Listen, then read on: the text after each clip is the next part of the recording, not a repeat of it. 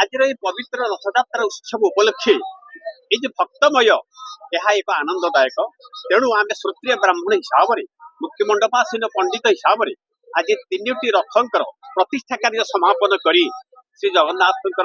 सुदर्शन आयुध पूजा हेले एवं बलभद्र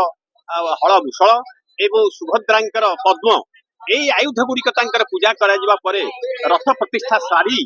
तांकर सुगंधित जल आज रथ उपर सिंचन करागला याकू पवित्र करागला याकू प्रतिष्ठा विधि रे प्रतिष्ठा करागला तत्परे प्रभु चतुर्धा मूर्ति तांकर पहंडी आसिक रथ पर विराजमान करिवे एवं से तांकर जन्म वेदी को फेरी जिवे यह हला प्रति वर्ष घोष यात्रा बा तांकर एक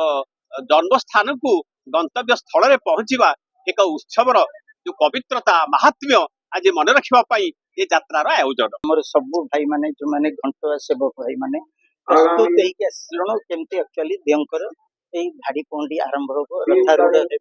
ता पई हम एक्चुअली बेग्र तेणु आशा करूची आपनकर टीवी माध्यम रे जतिक भक्त